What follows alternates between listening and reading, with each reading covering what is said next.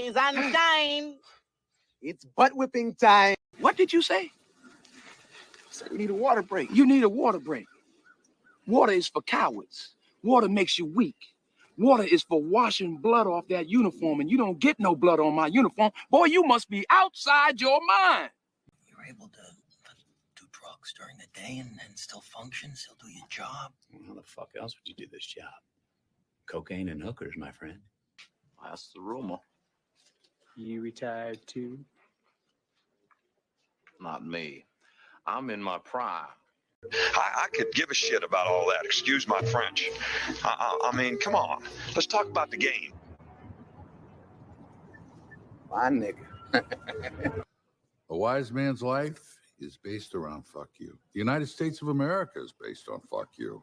You're a king. You have an army, greatest navy in the history of the world. Fuck you, blow me. You trying to say Jesus Christ can't hit a curveball? I'm sick and tired of all this bullshit. Life does not stop and start at your convenience, you miserable piece of shit. Look, you got to shut the fuck up. I'm not going to. So quit asking.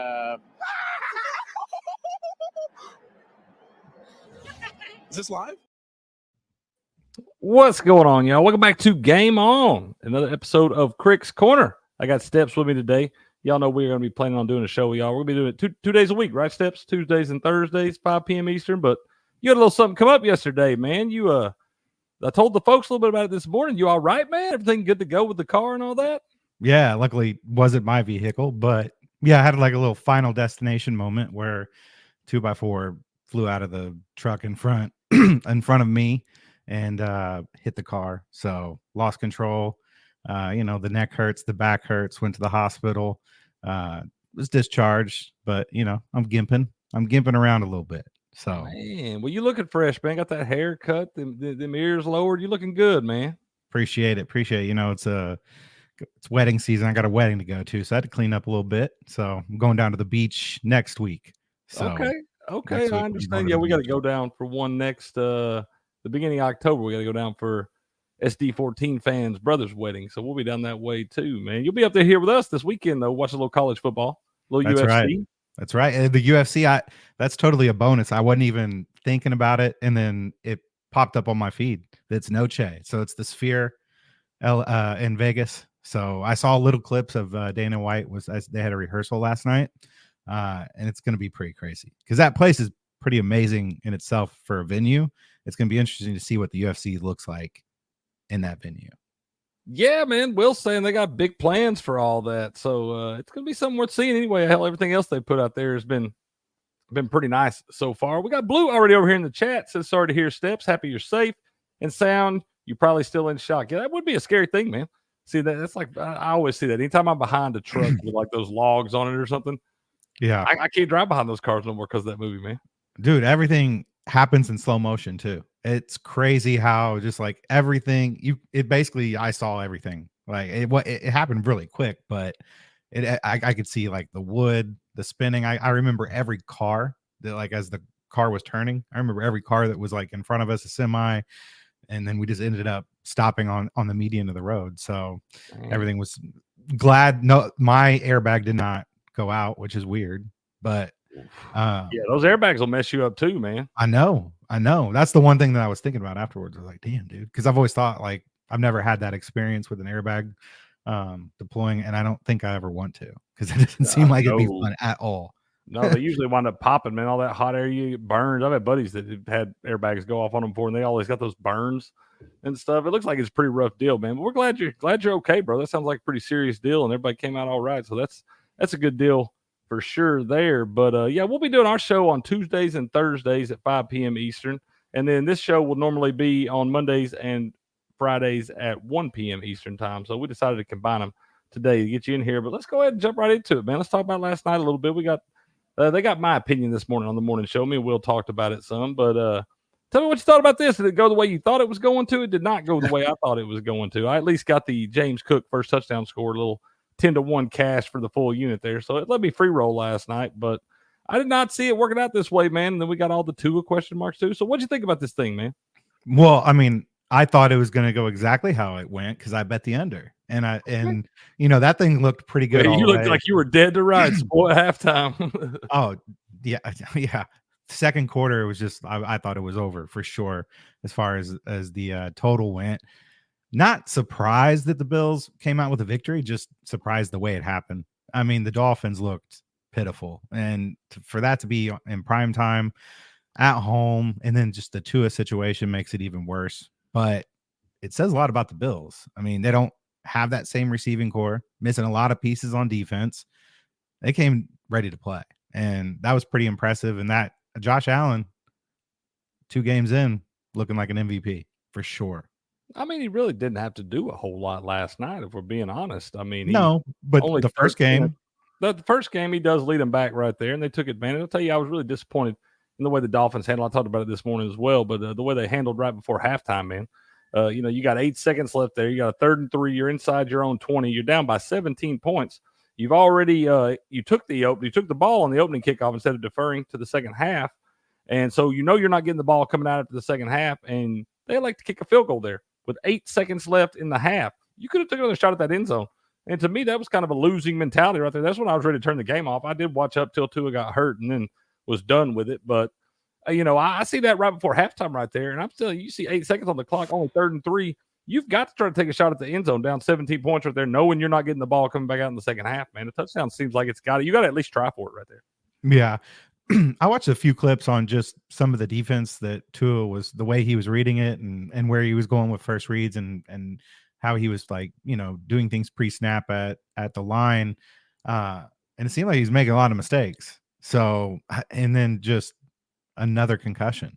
I don't know where he goes from here. And then where do the Dolphins go? I mean, this was supposed to be a year that they put it all together, And how crazy was that play where Tua gets hurt, man? Where he runs up and he hits DeMar Hamlin, like his head goes into DeMar Hamlin's chest, and it's just a crazy play when you think about all that stuff. I mean, that's kind of the same type play where DeMar Hamlin basically died on the field right there, and they brought him back. So it's incredible to see that guy back out there on the field playing. But that play like that, you got to worry about that guy. You're worried about Tua too, because you see, I mean, it was obviously a pretty scary moment right after there. It looked like he didn't have a lot of control. The lights were on, but nobody was home. You knew it was a bad deal.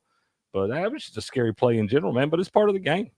Yeah. I mean, he has a lot of thinking to do, at this point in his career, and that his being 3rd concussion that, we know of, it's been reported, but his concussions look bad. They don't, you know what I'm saying? It's not like he just goes down. He's stiffening like his are just, saying, man. These look like UFC knockouts. Worse than that. Worse than that. Yeah, some of the worst UFC knockouts, probably. He just signed that $212 million deal, $167 million guaranteed. I think he's been paid something like $93 million of it or something. So there's still a lot of money left out there on the table that they don't necessarily have to pay him. But I mean, that's not what it's about right now. It's about his health and going forward and what can he do. But it's hard for football players to walk away from the game, man. Yeah, and I mean, there's a lot of factors that go into him and what he's going to choose to do. But the way I look at it is like we compared it to UFC with a fighter's jaw. Like he's at this point, it doesn't take much for him for the lights to go out. Clearly, that wasn't a vicious hit that he took last night in that spot. I mean, and me and Will talked about it. With a guy with his history, you got to be slide, man, slide. I understand, and it's easy to tell somebody that. When you're an ultimate competitor like that and you're playing to win the game, you're playing for your brothers and all that, it's easy to tell a man to let up and slide. But he's got to really, if you are going to play the game, man, you got to know that you cannot be putting your head in harm's way any point in time. I mean, the man took jiu-jitsu in the offseason to learn how to fall down without hitting his head. We can't be using it like a battering ram. Yeah, you can try all that you want. You can learn how to slide. You can do all that. But when it's football, instinctually, he's been playing it his whole life. Exactly. He's going to play that way. You can't rewire these guys, man. No matter how many times you get hit and all, you can't rewire the way you've been training to play the game since birth, basically. Yep. At this point, it's unconscious competence. Like he doesn't even think about it. It just happens. Yeah, it's all muscle memory at this point. But here's the thing. Okay. They were getting whipped before he got hurt. Oh, yeah. He had 3 picks, and his pick six was awful. I'll give him the first pick. Okay. He hit the guy in the chest. The DB made a good play, popped the ball up, got picked off. Okay. We'll give you that one. That second pick was awful. Dude was open. Dude was open on that route. Chosen runs a great route, a good curl route right there, about 12 to 14 yards, curls back in it. He's open. And Tua just lets that thing sail and throws it right to the Buffalo DB. And then you come back out and on that pick six, man, he's trying to understand the offensive line didn't play well either. And he was running for his life too. But he throws that. You got to just take that sack, man. You're only down 2 touchdowns at that point. You can't give up that pick six right there and basically have that the nail in your coffin. Do you think he was trying to throw it out of bounds, or do you think he was actually? I think he was trying to throw it away. Yeah. I do. I think he was trying to throw it away. He just was trying to do it off his back foot falling down, and he had to throw the damn thing 50 yards to get it out of bounds. Yeah. It just sucks that he got hurt, because even with a loss like this is the NFL. These teams bounce back, and they probably would have came out next week and he would have looked like a completely different player. You know how it goes. For sure, man. For sure. Like that guy is obviously one of the top 10 quarterbacks in the league when he's healthy, but availability is the best ability. And, we made it through last year unscathed, didn't have a concussion, but you had to talk about the 3 in 2022. You got one his senior year at Alabama. He had one there. And now you have this one. I mean, that's basically 5 concussions in the last 5 years. You really got to start thinking about quality of life after football. How much of a system do you think the Dolphins offense is? Do you think it's similar to the 49ers in the sense that if they can just get a person who can make good decisions, that has accurate throws, can pretty much run the offense? Or do you think that they're dead to rights? I think right now, I think they're dead to rights. I don't know.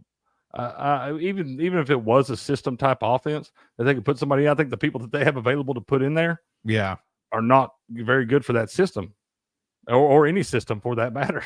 So I can't really. Skylar Thompson's not the answer. I know that much. Sure. So now whether they go try to grab somebody off the couch, maybe the Ryan Tannehill, I've heard that name come up, and things like that. I mean, that guy gives them a better chance than Skylar Thompson does. What if they traded for like a Flacco? The Colts wouldn't trade him, but I mean, I think that ship sailed. I think there should have been people knocking on Joe Flacco's door in the offseason for this reason already, especially a team like the Miami Dolphins that knows his history and knows there's a possibility that he may go out and miss extended time due to something like this. And I think you're supposed to be prepared for this moment. They clearly were not. They let Mike White go in free agency. I think Mike White gives you a better chance than Skylar Thompson does there. Yeah. But, it's just, to me, I think you got to kind of prepare yourself for this reality, because it is the NFL, and this happens every single week, man. Yep. But now I think they're in big trouble. The offensive line was already banged up. You had one of their top offensive lines, the left tackle there, that was on the PUP list and can't play till after week 4 anyway. And then you had his backup get hurt last night, shoulder injury in the first half there. So you're basically down to your third string tackle, which is never a good thing against any NFL team. So the offensive line was already looking pretty bad, and now you've got a backup quarterback coming in. The defense didn't look great, got pretty much torched in a lot of spots there, and really just never could slow the Bills down. The Bills pretty much did what they wanted with them. And, they were down 2 touchdowns in week 1 to the Jaguars. Yeah. So it's like, this is wild how that game got out of hand so quick early, and then it just never looked back. And, it's not, I think Mike McDaniel's a good coach, but he may wind up being one of those guys we talk about. It's a great coordinator and not a great head coach. Yeah. I wonder how, I'm sure his players respect him, but the type of personality he has, it's not like he rules with an iron fist. You know what I mean? He's an odd dude, bro. He's not a Belichick who just gets respect. Is it just me, or does like every interview he does look like he's just stoned out of his mind? Yeah, I feel like he's one of the boys, kind of. That's what I'm saying. Is that necessarily what you want? I mean, it's one thing to be a player's coach. It's a whole nother thing to, kind of demand that respect that it takes to be a head coach at that level. Especially these are grown men. Yeah. So, you got to, I understand, it's kind of like, your dad being your best friend, but sometimes you got to be your dad. He's no, why is the Lions coach escaping my Dan Campbell? Right now? Yeah. That's who I want as a coach. That's what I'm saying. That's the kind of respect I want to see my players look at my head coach with. Yep. If I'm an owner of an NFL team, I want my players to look at my head coach the way the Lions players look at Dan Campbell. Yeah. And some people could have mistaken it for corniness, but he's just a genuine raw dude. Genuine old school dude, bro. Yeah. Just 100% true to himself, unapologetically himself. Like I love Dan Campbell. I think the Lions are about to smack my Bucks in the mouth this weekend. They might. I do, bro. I'm that telling total set high. It's like 50. It's in the 50s, or I don't know if it's ticked below 50 at this point. But you're going to see a lot of, and it's weird. It's been that way for a couple of years now. You're going to see a lot of Lions totals way up there. I mean, if that's the case, there's going to be scoring on one of the sides. I think it's going to be the guys wearing blue this weekend, man. I do. There's certain games in the Buccaneers schedule I always don't feel very good about, and that is definitely one of them this weekend. I've been preaching the Lions all week. I'm telling you, I'm trying to give y'all money laying on the ground. Bet the Lions this weekend. Maybe some alt lines on the Lions. I did. I already did. I mean, if you think that you guys are going to come out and not play well, and the total set that high, I do think that's just what we do, man. We come out and you look really good week one. Baker had a great game. It just looked. It was a solid team effort. The defense looked pretty good there, but that's not a very good team we played. Everybody's got to remember that. That's not a very good team that we just beat with a rookie quarterback, a first-year head coach. I know he's not a rookie head coach, but he's a first-year head coach there. You got first-year coordinators. That team is going to take a little bit to kind of find who they are, and that's why we looked so good, is because we were playing a team with all those things going on.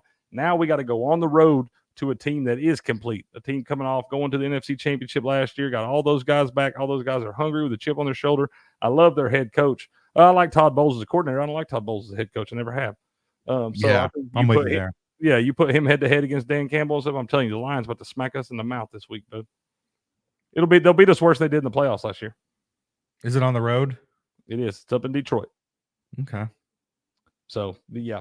We'll give you your closing thoughts, man. What do you think about the Bills? What do you think? Is this kind of a facade we've seen here? Does this make them look better than they are because the Dolphins maybe just were really bad? Or the Bills actually a contender? I think the Bills, we will find out eventually, are still going to be the Bills because they still have no depth. They still have no proven wide receiver number one. James Cook looked good last night, but we know how he is. He's peaks and valleys. He has been every year since he came in the league. So what do you think about the Bills? I think at the end of the day, they have a good coach and they have a good quarterback. And I think, that's part of the recipe for success. And maybe when you look at the Bills, they're exceeding expectations based off on paper before the season and everything that they lost. But you got to think, last year they lost a lot too, and they played well down the stretch. So it's just really Josh Allen healthy, because once you lose a quarterback, you're screwed. So it's really just dependent on him. He's going to have to put this team on his back. They're not going to have games like they had against the Dolphins where he didn't have to do as much and Cook basically just ran all over him. So that's not going to happen. They're going to have to find different ways to win going forward. But I didn't think I would have bet at the beginning of the year. I was looking to bet other teams to win that division because I just felt like for so long the Patriots and the Bills were kind of on the top of the heap there. So I don't know. I mean, as of right now, you got to think that they're probably the favorite to take that division with the injuries in Miami and New England. Let's be honest. We still don't know what the Jets are going to be just yet, though. True, but that defense didn't look as good as it should have, but they were playing the 49ers. Yeah, I'm telling you, the 49ers that's a very good football team right there. That's a team that's going to give anybody they play this year all that they want. Blue, I'm not ignoring you in the chat, man. I see you over there. If you got any questions, any games you want to talk about, man, you just let me know. We'll cover those for you. But yeah, man, like I said, I think the Bills, this kind of makes them look a little bit better than they are. We got to remember they were down 17-0 last week to the Arizona Cardinals, who we don't expect to be a great team. Exactly. We still don't know what they're going to be. So they took they mounted the comeback. It was a good comeback. Josh Allen looked good there, but once again last night he didn't do anything crazy. 13-19, 139 and a touchdown. He didn't get a beat. He didn't turn the ball over. Didn't take any sacks. James Cook had a good game, and really they didn't have to do anything. The game was out of hand before you really blinked. We're going into halftime. What is it, 24-7? That went up being 24-10 because they took that stupid field goal. But that game was out of hand, and then Tua goes down pretty early in the third quarter, and it was all over with the crying at that point. But I think the Dolphins got all kinds of problems, man. I think it's going to be a bad deal, and that seat for Mike McDaniel might start to warm up, man. Yeah, I agree. But at this point, it just really depends on what goes on with Tua. I think he'll get a pass if Tua's out for the rest of the year. Blue wants to rank the top 5 defenses in the NFL. Who would you think would be the top 5 defense in your opinion? Probably got to throw San Francisco in there. San Francisco, Dallas, the Jets, even though they didn't look like it. Cleveland. Cleveland's there. Pittsburgh, probably, man. Ooh, yeah. Yeah, Pittsburgh. Especially this year. They're going to be way better than they were last year. Blue thinks that Pittsburgh number 1. Yeah, I mean, they're up there. Yeah. I think this top 5, and I don't know, it'd be pretty. It could change from week to week there. I think there's probably a top tier, an upper echelon of teams Pittsburgh is pretty stacked. Yeah, Pittsburgh's in that comp. Pittsburgh and like Minka and Porter TJ, Jr. And who's a better closer than TJ Watt, man? Was it Highsmith? Hightower? Who's the guy opposite of TJ Watt? He's pretty good too. I think it's Highsmith. He had like 14 and a half sacks like either last year or the year year they got a bunch of monsters running at you, bro. So I think there's a I mean, hell, they didn't score an offensive touchdown last week and won by more than a touchdown. I know, right? They scored 18 points and didn't even score a touchdown. The crazy, Falcons, dude.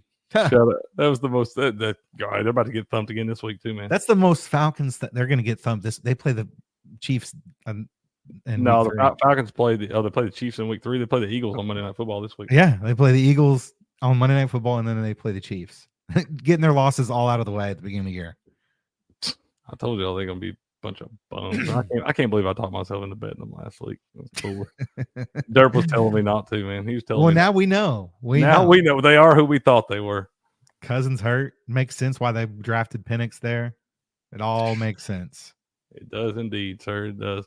Well, that's enough NFL talk for this season. We got that the Super Football podcast, or the what are we talking? The Wise Guys Roundtable on Sunday mornings, where we cover our NFL stuff and all that. So we'll talk more of that on Sunday morning there. But let's jump over here and talk a little baseball, and then we'll dive into the meat of the show, where we get to college football and what we like for this weekend and all of that. So what are you looking at tonight, man? We got a lot of action on the diamond this evening. But give me some games that you're looking at this evening where we can make a little money. All right. So I'll start here with New York, Philly. So I'm going to back the Mets tonight, even as hard as that is. But, the Mets have been winning a lot of baseball games. They're fighting for a wild card spot. Them and the Braves going toe to toe. Phillies, they're throwing Nola out there, of course. Nola's Aaron Nola. So you always have to take that into consideration. But what are they playing for at this point? Mets got everything to play for. They're in a pennant, or not a pennant race, but a wild card race. And you're getting plus money. I think they're +1. I can't see what it says, but I got them at plus 140. I'm sure the line's still plus 130. I still see a lot of value there, because I think these teams virtually are pretty even at this point as far as how they're playing baseball. Of course, the Phillies are going to win the division, but down the stretch, they have not been the same team that they were in the first 2 months of the season. So they've been pretty much playing 500 baseball. Mets been playing over 500. So you've got value here where you can get plus money on the Mets. So I'm going to roll with the Mets tonight. You like Quintana? Don't like him, but don't hate him. He's crafty. He's a veteran. He's a lefty. I feel like he's been around forever. He's pitched for a lot of teams too. So I don't necessarily love it, but sometimes you got to pick these spots. Betting against Aaron Nola, Blue says he got smacked around last game. I don't like to bet against that guy. He gets smacked around 2 games in a row now. No, I agree with you there as well, but he is a streaky pitcher. So every once in a while he'll start giving up bombs, and they're playing at home. So they're in that little small park. It may be like you said, they've got pretty much everything they need wrapped up at this point. So maybe one of those things where he doesn't go necessarily as deep into a game as he normally would. Yeah. Yep. Like I said, Mets are playing for something here. They've got to win every night. They're going to be scoreboard watching. Braves are playing the Dodgers. So we'll see how that goes. But yeah, I mean, Mets are playing the Phillies. So I think the Braves are actually small. Well, they're small dogs in that thing. Basically -110 both ways, but -108 to the Braves, -112 to the Dodgers. Yeah. You got Schwellebach, the young guy there. How do you gave me your opinion on him a little while ago? How do you feel about that guy now? I'm for sure high on the guy. He doesn't walk guys. And as a rookie, if you can come out and show that you can control your pitches, he strikes a lot of guys out. And he's shown that he can go deep into games. I've loved everything I've seen from him. Somehow the Braves always have another guy lurking in the wings that can pitch. It's similar to the Dodgers, where it's like the Dodgers always move on from somebody and just call another name up. And that's how the Braves are with pitching. It's just like they have so many arms, but he's the guy has kind of rise to the top. We still got a couple guys behind him down in the minors that should develop, but he's here. I think he's here to stay. And if they make the playoffs, I think he'll definitely be one of the 3 pitchers that they throw in the rotation. Okay, fair enough. Fair enough. What's something else you're looking at this evening? I got an ugly one. Okay, lay it on me. Washington, Miami. Oh, that is an ugly one. That is a gross baseball game. And not only is it gross, but I'm laying the minus 140. What's it right now? Minus 135. There you go. Get even better odds there. I mean, it's the Marlins. Nationals just came off of a split series with the Braves. They split 2-2. Not playing bad baseball coming in this one. Their pitcher, I think he's a rookie. Hurts. Yep. 3.82 ERA. So at least he's going to give him a chance. They don't have like an awful lineup. They can put runs up. They got guys who can hit. And the Marlins just stink.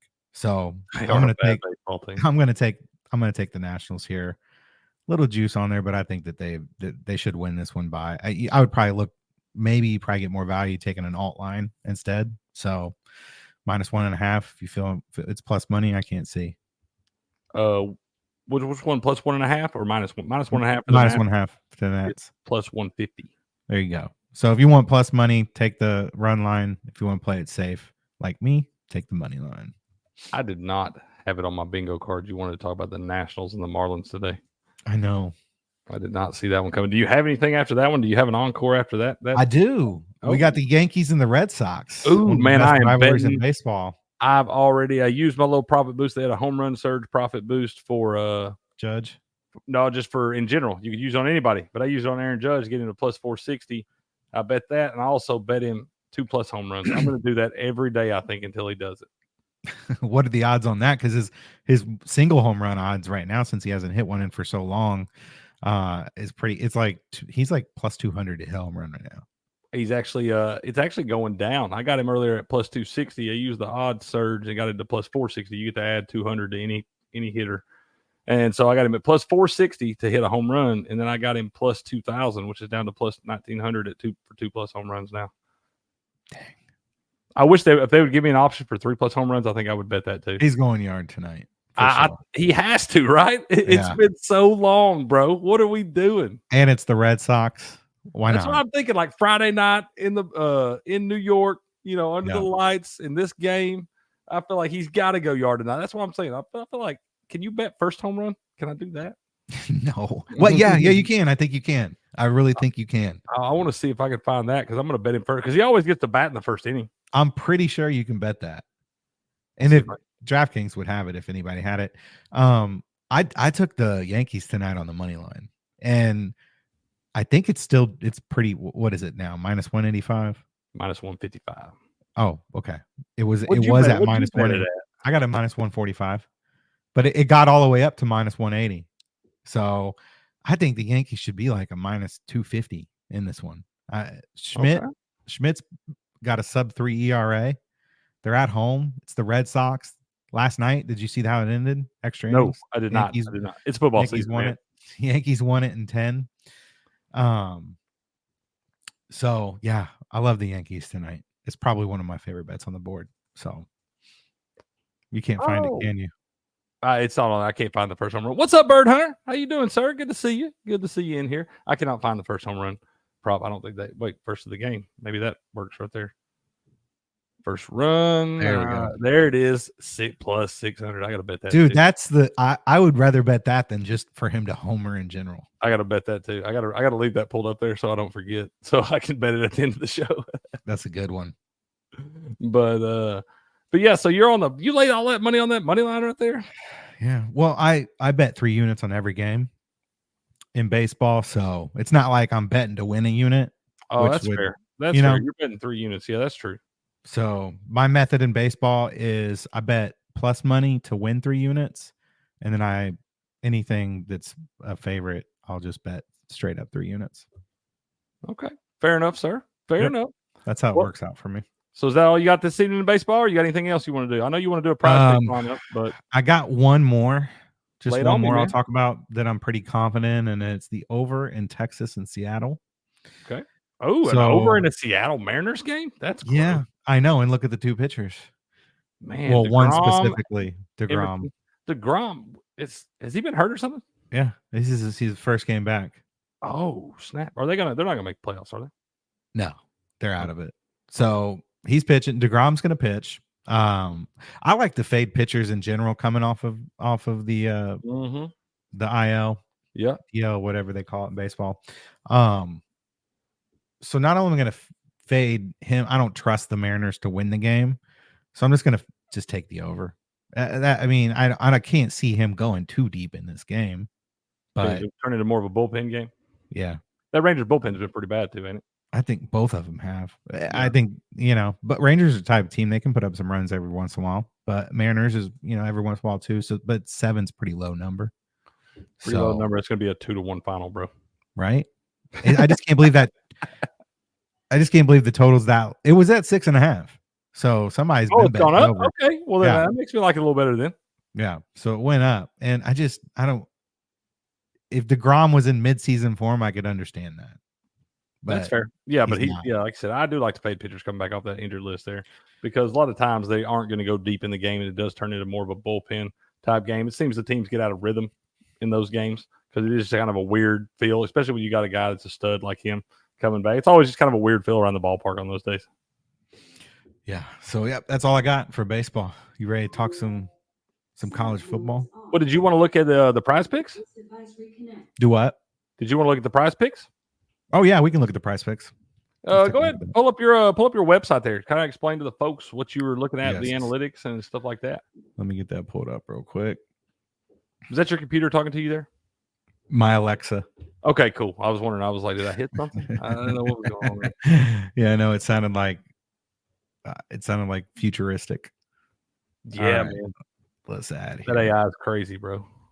All right, so this little site that I like to use for baseball analytics just compiles a lot of data. It takes just statistics throughout the season, trends, and then it simulates games up to 1,000 times based off of projected lineups as well as lineups once they're announced. And this is a portion of their site that they use to kind of give you some edges on some prize pick underdog lines.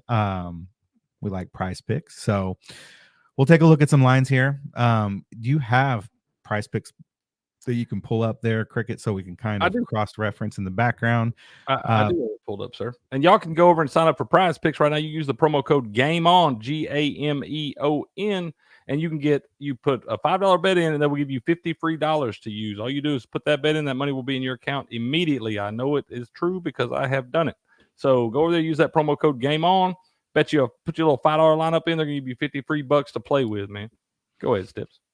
All right. So what I like to do is fish for some lines on some overs and some strikeouts, and I'll look at the under. So these are what we call implied odds. So let's say this Schwellenbach line right now is set at 5.5 at every book.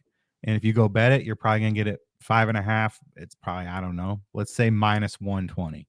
Okay. Well, after all of our data is compiled in our simulations of projected lineups and whatnot, the result here is that line should be minus 290. So this is telling us that we have a huge edge because, like I said, our line's minus 120 in the book, but it should be minus 290 according to our data and statistics compiled here. So that's an edge I think that we would probably like to take. And I think on prize picks, we can get this at 5 right now. We can actually take it. We can get over 5.5 at with a little devil on it. Okay, even better. So we want to do that. Yeah, I like that one. So let's take that. Let's see what else we got. I thought I saw an under as well. So what do we have? What's Eduardo Rodriguez set at? Eduardo Rodriguez. You have to give me just a second to find him here. These are all kind of jumbled up. He is at sitting at 4.5 over here. All right. So look at our implied odds here. Minus 311. If I told you you could bet a minus 120 line and you're getting implied odds at minus 311, that seems like money on the floor to me. It's a lot of value there, man. Whole lot of value. Let's take the under there. So we want to go less than 4.5? Let's go less than 4.5. Okay. I like that. I like the way you're doing this, Tips. I like it too. All right. So I was looking at, we might have to just keep it at those two because I was looking at this. I think it was hits. look at Luis Ortiz. I don't know if it was set at 4.5 or 5.5 on Prize Picks. Okay. Let's see here. Luis Ortiz. Yeah. Hits. Where is okay? Hold on just a second. I had a hard time finding it on the mobile for a second when I was looking through it. And we might need to look at Landon Knack because it looks like we could get some if his line really is at 5.5. You got to think too, like even if he gets lit up maybe a little bit, maybe walks a couple guys, gives up. If he gets pulled early, you're not hitting that, you know?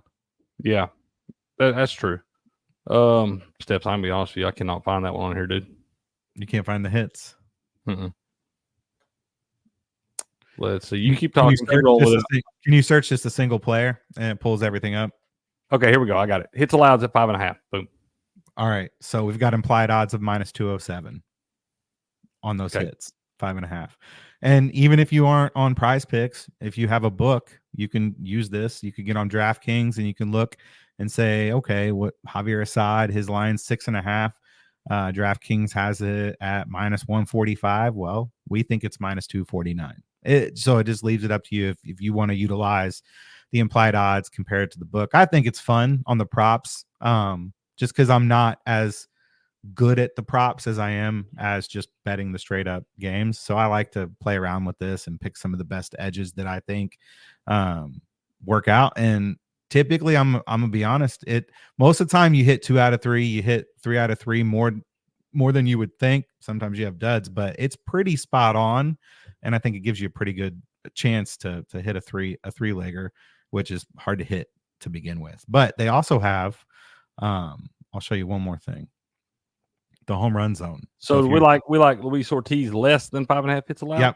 Yep, okay. Less than 5.5. So we've got Rodriguez less than 4.5 strikeouts, Ortiz less than 5.5 hits, and then Schwellenbach more than 5.5 strikeouts with the Devil. Yes, sir. That will get you a little 6-1 on your money over at Prize Picks. Remember, use that promo code GAMEON. Get you that $50 free, y'all. So look at this. The top 25 most likely people to hit home runs. So this list is all compiled based off park factors. Like you get this every day. They base it off wind, pitcher statistics in those parks, lineups in those parks, time of year, like anything you could think of, they take and compile, and they get these numbers. So tonight it's basically saying that the Yankees Stadium, this game is projected to have the most home runs hit at 2.9. So let's just call that. There's going to be about 3, and they're saying the Yankees, it's going to be split. So 1.5 on each side. But like I said, look who's at top of the list for the. I love that, bro. Home run probability. I'm leaving that pulled up on my DraftKings so I can bet that first home run. I've already bet all the other stuff. I bet it earlier today. I actually didn't bet it yesterday, and I thought for sure that would be the day he would do it. And when I found out he didn't, I was like, I'm betting it now until he does. Yeah, and so you can click this little thing so it'll compare your odds to the book. So it'll give you all these statistics. So this is what their odds are for a judge to hit a home run, and this is what you can get the odds at the book. So if you see, for example, I think this is great right here. They think that Toglia is plus 327, and you can get him at 460 on FanDuel and 425 on DraftKings. So you're getting a plus 100 edge. What site is this? This is called ballparkpal.com. Can you drop a link to that in the chat for our folks out there that might want to use that to maybe determine some of those winners on Prize Picks, or for whatever reason? That's a good resource, y'all. Oh, it's got parlay calculator. Like you can enter a parlay and it'll give you what, after all the statistics and data and everything simulates, it'll give you what the odds are for whatever parlay you put in. It's crazy. I think that's a great tool to have right there, man. This is free, correct? It is. Some of the sites free, some of it it's $10 a month for most of it. But if you bet baseball every day, $10 a month is nothing. Nothing. Yeah. But you can still access a lot of this stuff for free, though. Oh yeah, it's just like, and I used Fangraphs for so long, and do you know how much time it took me to compile all that stuff and to look at FIP and xERA and contact rate and all, and this does it all. It does it all for you. It does everything for you. That AI, some of that AI is a beautiful thing, man. Yep. So again, I like to utilize my brain and my gut on money lines and totals, but when it comes to home runs, player props, and stuff like that, this is a fun little tool I like to use. Analytics are huge when it comes to determining the player props and the home run things and all the different factors that go into making good, educated decisions on that stuff. So, but real quick, here's our one more time. Here's the prize picks we have for this evening. You got Spencer Schwellenbach, Atlanta Braves pitcher, more than 5.5 strikeouts. You have Eduardo Rodriguez, pitcher for the Diamondbacks, less than 4.5 strikeouts. And Luis Ortiz, pitcher for the Pirates, less than 5.5 hits allowed. That will get you about 6-1 on your money right there. So y'all get over there and check that out, man. Use promo code GameOn, get your free money. Go ahead, Steph. You want to pull this up right here? Yeah, a little college football. You're the guy that I have to rely on to win some money in college football, because who the backup quarterback was hanging out with on Friday night before the early Saturday night game. You know exactly how many beers they had, and where the quarterback was and the wide receiver. You got it all. You have every little thing about college football. I don't know how you do it. There's too many teams. There's too many games, but you know everything. So I don't know everything, man, but I know too much about things that the average person does not engage in when it comes to college football. It is my jam. I do love college football, man. I've grown up in the South. College football very, very big down this way. So I've grown up my whole life with college football right in my face, man. I do love it. And it's a special game, man. You get to see a lot of the pageantry and all that stuff that goes with it, the rivalries and all that. And then you get the factor that, there's NIL now, and some of these guys are getting paid a little bit, but it's not a professional sport, man. You don't have all the drama and stuff that goes with a professional sport there. So it is cool to see the student sections and all that stuff get involved and all the little things that go with college football. I do love that part of it, man. But real quick, before we dive into all these games you want to talk about, man, I'll show y'all. Here's Crick's picks for this week. Excuse me, y'all. Like I said, I'll put my results up every week for y'all. These are posted over at sportspicks.locals.com. And they are on my X at Cricket1414. Cricket is spelled with 2 T's, but you can see last week we were 4-3. We pretty much was washed last week. We had a small profit, plus 1.43 units there for the week, but our alt spreads, we hit a couple of those that came through in a big way. I actually wound up cashing in pretty good steps because I laddered some of those things out in a big way. I had a sweet little parlay with Texas minus 18.5 and Tennessee minus 21 that paid. It was like, I think I put $5 on that thing. It paid like $83 or something. Oh yeah, I'm trying some ladder stuff in NFL. I'd be careful laddering in the NFL, man. They're very good on getting those spreads pretty tight in the NFL for the most part. College football is where you can really find a lot because there's so many games available to you, so many options. It doesn't matter if it's Howard and Duquesne. If it's a good spot, man, it's a good spot, and everybody's money's green. So there's a lot of good ladder spots in college football. I'm laddering some props in the NFL. Cooper Kupp, to be specific. Oh, nice. I'll tell you what, I did pick Cooper Kupp up in one league. That league when we were doing the draft that night in for our league, I was like, man, I'm gonna snag Cooper Kupp just in case, man. And that wound up looks like as long as he can stay healthy. We know he's got an injury history too. What's up, Will? Will says, why aren't we talking about Tom Brady to the Dolphins? Funny thing is we started the show talking about NFL. Yeah, we did. We talked about we already covered it, buddy. We already covered the NFL. We already covered some baseball. Now we're getting to college football, and you show up, man, like know what you're talking about. So yeah. He normally won't let us talk. He won't let us talk it when he's in here with us, man. But then he just shows up. That's right. So shows up right in time. Yeah, just in time. But then you got the year-to-the-date stats there on Crick's picks too, and then it goes in to here are my picks this week. We got my against the spread picks. You'll see there are 9 of those available to you, and then you got my alt picks, alternate spreads. There's 5 of those, and then I got 4 money line picks. Make sure you pay attention to the percentage of the unit bet recommended for each play down here on these, like on this one. On these money lines, a little bit bigger money lines, I'm only betting half a unit on that. 50% unit means half a unit. If any of y'all are confused by that there. But then you got some of the smaller ones like the Pittsburgh line that I will be putting a full unit on. So make sure and pay attention to all that. I also listed above all the picks on what I recommend for each play there. But go ahead, Steps, and pull yours back up. We'll get that added right there. And then you can let me know some games you want to talk about, man. All right. Well, I mean, I'm not sure you have anything on UNLV Kansas, do you? No, I actually do, man. I did not put Kansas on my picks this evening, but the more I watch this line there, it's sitting at 9 right now. But this is actually a rematch of the Guaranteed Rate Bowl from last year. You had a UNLV team that actually started out 9-2, had an upset over a Vanderbilt team, And then they went on a tough little streak there at the end, losing their last 3 games, including that game to Kansas. They lost 49-36. This Kansas team last week played against Illinois up at Illinois and didn't look great. Jalen Daniels, the quarterback there, had 3 picks. And Illinois really just kind of out-muscled Kansas in that game. Kind of took them out of their game plan early on. This is more of a high-flying offense that likes to score points. Illinois hit them in the mouth, and it was tough for Kansas to recover there. So I think Kansas comes back home this week to a team that they're pretty familiar with. They've played in the last, about 8 months now. So, a team they are familiar with here. Kansas, I expect in a bounce-back spot right here, too, kind of seeing that line creep up. It was at 7 earlier in the week, and it's crept up to 9. I saw it get as high as 9.5, then come back down to 9. But I even took Kansas on a little ladder spot out to minus 13.5 in this game. Uh-oh. So it feels like a good bounce-back spot for Kansas. UNLV. Damn. 72-14 in their last game. I don't who they play. Oh, UNLV, it was a no-name, man. Okay. Yeah, Utah Tech, I believe, is who that was. This is a good win right here, right? Or no? Houston, yeah, but I mean that's a Houston team that was picked last in the Big 12 by a lot of recruiting services. Man, they got the new coaching staff that came in with Houston, Willie Fritz over from Tulane. Usually takes him a year or two to get all his systems in place and his recruits in there to really fit his system. So, but that is a Houston team that played Oklahoma to a 16-12 game last week. So, you can take it for what it's worth. It just feels like to me this is a good bounce back spot for Kansas being back at home. Like I said, once again, a team you're familiar with. You played in the bowl game last year and beat by 13 points. And that UNLV actually had to score late in that thing to really make it look better than it was.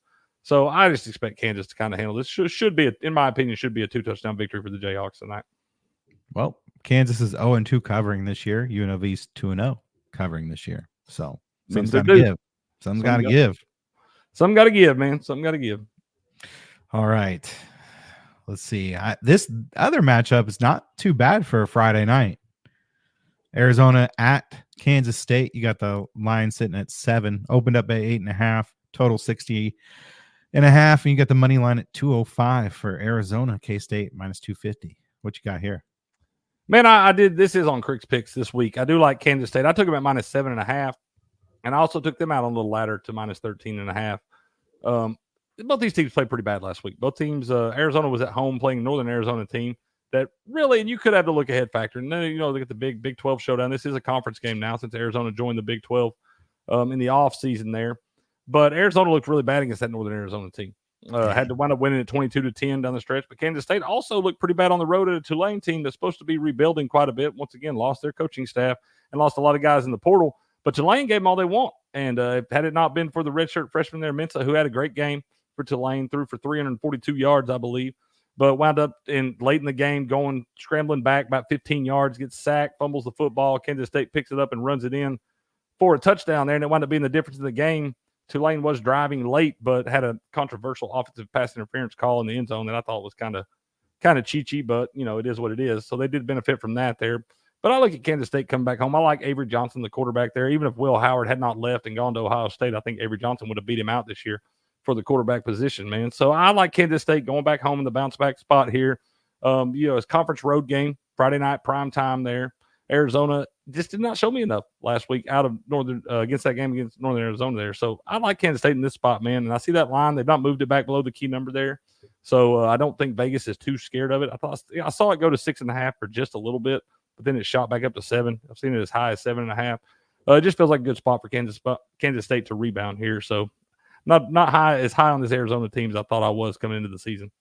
Well, I mean, they come out, win 61-39. That receiver just completely goes off in his first game, and then 22-10. It's almost, even though you win that game, you probably feel like it's not good enough. It definitely. I mean, they were much bigger favorites in that game than the final score would represent there. What's up, Patriot? How you doing, man? So K-State minus 7. I'm on K-State tonight, man. I feel like this top 25 matchup, I feel like that line should be closer to K-State minus 4.5. Seeing it out that high, it tells me the books aren't really scared of it. And they only moved it back below that key number for just a little bit there, and it moved back out. It even opened higher at 7.5. It feels like a good bounce back spot for K-State for me. And seeing the way the lines moved, I love the Wildcats in that one. So, all right. I'm going to have to take that one then. All right. Do we have any other Friday night games? Or are those the only 2? Well, we got Cincinnati. No, that's Saturday. That's Saturday.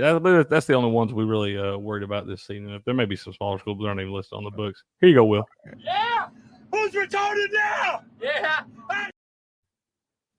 He wanted that for what reason? I don't know. He requested it, man. We're men of the people around here. Yeah, you're late a little bit. We start at 5 p.m. Eastern, Patriot, but you're just in time, man. We covered the NFL, which you already heard this morning, and we did a little baseball, which you do kind of care about, but we threw a little shade at your Rangers, so you probably didn't want to hear all that. So we're to college football now, though, man. Yeah, you missed the NFL talk with Will. We opened it up. We thought, we'd give him a chance we thought he'd be there when we started, but of course, you tune in, ladies, probably slinging some pills to some old ladies. Yeah, probably so, man. Probably so. All right, what you want? As far as the 12 o'clock slate, this is probably the biggest game. Do you have anything else on this screen up here? Nah, I don't see any of those that I really need to talk about up top above that, but I do want to talk about this Alabama-Wisconsin game, man. I am all over the Tide in this thing right here, sitting at minus 16 now. I saw it at minus 15.5 earlier in the week. It's kept creeping up. It went up to 16.5 for just a little bit there, and it's gone back down to minus 16. For Alabama. Alabama looked really bad against South Florida last week. The final score doesn't really represent that, but if you saw the game, it was 14-13 about midway through the third quarter with a South Florida team that they have all kinds of talent, a talent advantage on. But the South Florida team also played them well last year down in South Florida, so maybe it's a scheme thing. Maybe they've got something figured out there. But for whatever reason, Alabama doesn't show up against the Bulls. But yeah, you travel up to Wisconsin, a game you should be focused up and ready to go for. They love these non-conference games. Alabama tends to fare very well in these games. Wisconsin has not shown me a lot in the first 2 weeks, man. I actually bet against them with Western Michigan in week one when Western Michigan was getting 23 in that game. The final score was 28-14. And then last week, Wisconsin played South Dakota, not even South Dakota State, man. Played South Dakota and only won that thing 27-13. And it was a lot closer than that score would indicate, too. So I haven't seen a lot out of the Badgers early on here. Tyler Van Dyke, the quarterback coming over from Miami, he didn't show me a lot down at Miami. He didn't show me a lot at Wisconsin early on here either. If I got to pick an advantage in the quarterback matchup, I definitely got to take Jalen Milroe with the Crimson Tide there. And it just feels like a spot for me. I've seen this from Alabama, time and time again in years past where they look bad one week and come out and blow the doors off the next week. Last year, when they had that close call down at South Florida, they wound up coming back home to play Ole Miss and beating Ole Miss by 2 touchdowns in that thing. So, and that Ole Miss team was much better than this Wisconsin team is here. So I look for Alabama to go in, noon game on the road here. I really look for them to have a chip on their shoulder and kind of come in and blow the doors off in what's expected to be a big-time matchup, but I don't think it's going to be much to watch, honestly. I actually took Alabama minus 20.5 as well. This is one of those games where Wisconsin fans are going to be tailgating, the Tide are rolling in, and they always tend to lay like shit to bed. They never. When's the last time Wisconsin played well in a big game? And albeit it's not Saban at the helm. I mean, that's the only thing I can really think of why Alabama might not come in here and whoop them. Is this Alabama's first road game, or did they play on the road last week? Alabama, no, they played home games first 2 weeks. They played South Florida last week, and the first week they played a cupcake. They beat by like 63-0. I can't remember who it was, but don't know what type of team they're going to be on the road. But I mean, at the end of the day, this is Alabama. These guys were recruited and coached by Nick Saban. They'll be ready. They'll be ready to go. That cupboard is still very full of talent. I promise you that. Of course, it's going to be probably 2 or 3 years before you really see DeBoer's actual team. Yeah, I mean, it'll take some time to get his players in that, the players that he wants in his style of offense implemented in there. But that's the thing about Alabama.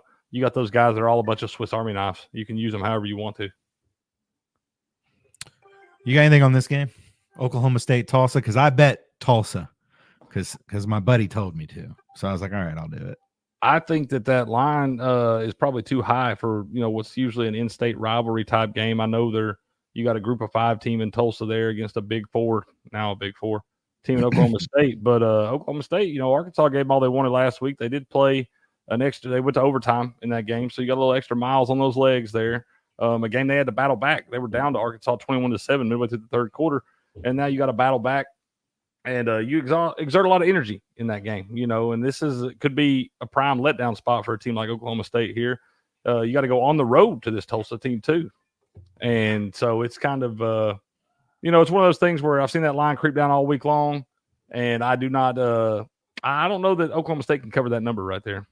That Oklahoma State game last week in Arkansas was weird. They came out firing. I think you had the over, right? Because I tailed. Yeah, I did. It looked dead to rights. Oh man. my goodness! And the game, like, it completely stalled. Like halfway through the game, and like they didn't do anything for a while, and then it got wild in the fourth quarter. Then it goes to overtime, and the over hits. But yeah, that game was just weird in general. But 21 points is a lot. I know that's not what it's at now, but that's what it opened at. But still, like you said, Tulsa's not. It's not like they're an FCS school or anything like that. No, man. I mean, that's a good school. Brings Or they FCS. got some experience coming back. And like I said, this is always an in-state rivalry game that they get pretty nasty with each other there. And you've got Oklahoma State coming off the big win last week. And I just expect Tulsa to really be in this game here, man. Blue likes Alabama to cover. And then, of course, Tulsa and the under is a great look. And Patriot says Okie State has a 6-year senior quarterback. Well, Patriot, does that mean you're on Oklahoma State? Which side you taking, buddy? Because I took Tulsa. So I hope you're on that side. Yeah, I mean, 6-year starter senior QB, that's fine. But he looked pretty bad for most of that game last week. I think he also got Riley Leonard 6 years. He also got to be there for 6 years. He also got a really stupid taunting penalty late in the game that could have really cost him the game. So I ain't putting much stock in that guy. 6 years, you figure he'd learn how to kind of keep his cool in the big moment like that. But he turns over toward the Arkansas sidelines. He's got his little finger pistols going and everything else. Winds up getting a 15-yard penalty that could have been really detrimental for him. So 6 years or not, he's still got some lessons to learn. You got anything on this LSU South Carolina? I know you have something on this matchup. Yeah. We look at this LSU South Carolina game here.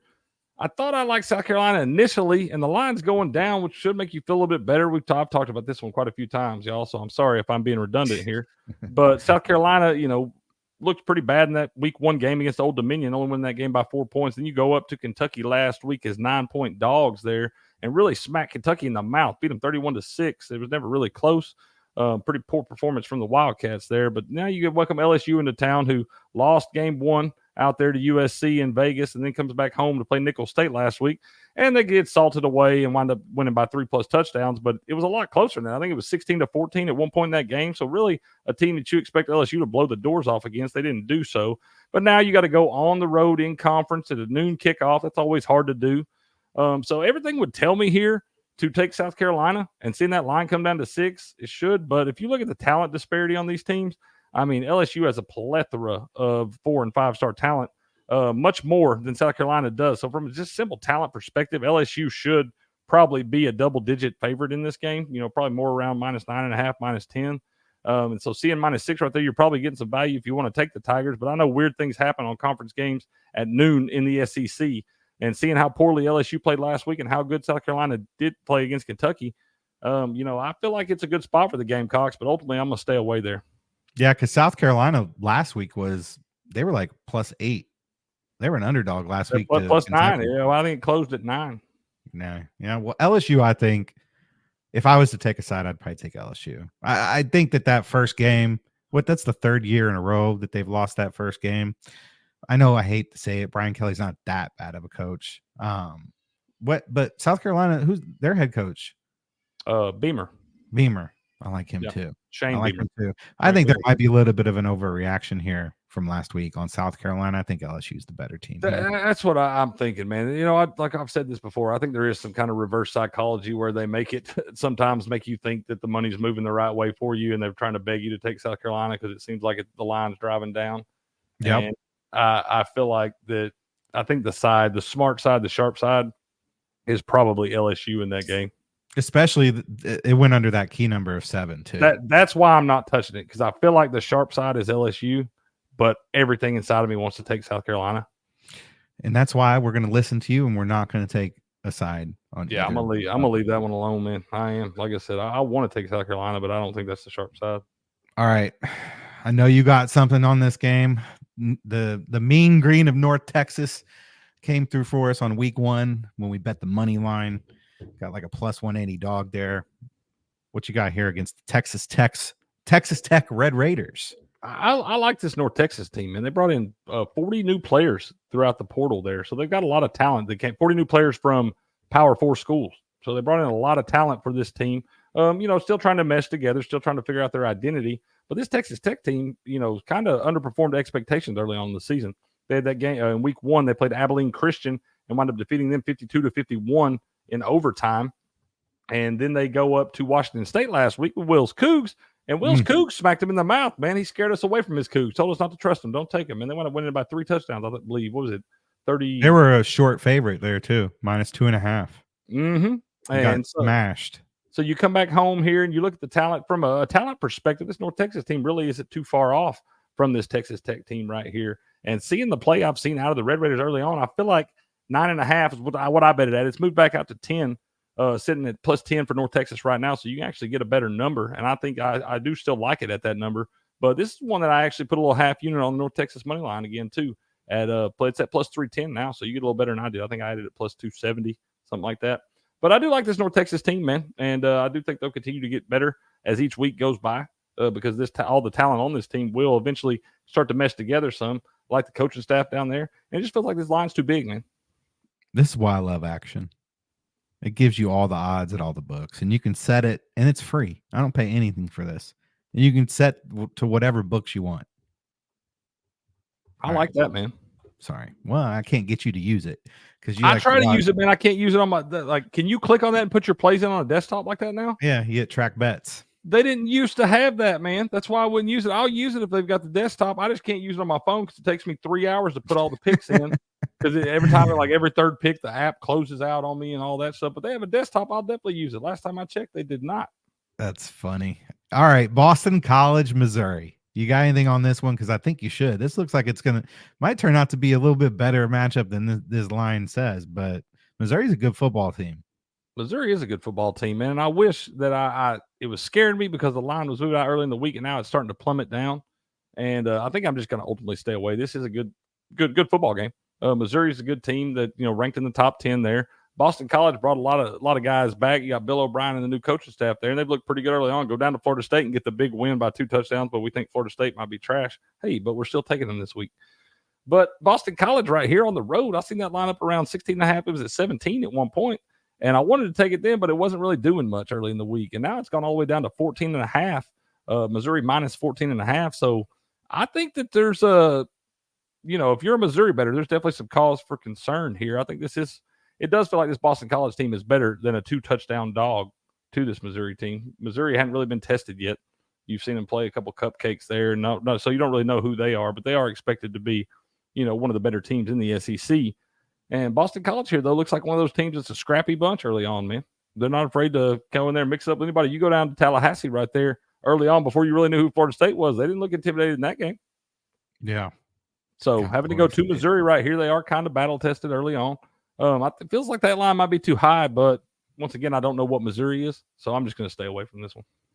Well, Patriot wants to talk Sam Houston State versus Hawaii, and I imagine that's like the last game of the slate. It's probably way down there. Tell me what you want to tell me about it, Patriot. I don't have really an opinion in that one right there. I don't mess with too many Rainbow Warrior games. There's always a weird factor. There's always a weird factor for teams traveling to Hawaii and all that stuff. You got anything? I'll keep scrolling. If there's anything you're on, just let me know and I'll click on it. You're good. Hey, what's up, AK? How you doing? He said Mizzou has played Buffalo and Murray State on par for the SEC. Yeah, no, they have not been tested at all. Or I think they won last week against. They scored like 50 in both games. They won like 38-0 last week or something. Yeah. But either way, you're not going to get much out of seeing those games. We don't really know who they are yet. In Boston College, we really don't know who they are either. I think they played after beating Florida State. They played like Duquesne last week, and they scored something like 50 in that game. So you don't really know. I mean, this will be a big measuring stick game for both these teams right here. You'll kind of get an idea of what they're going to be going forward after this one. I did want to talk about, look at Florida State. I'm going to take Florida State again. I'm going to give them one more shot this week.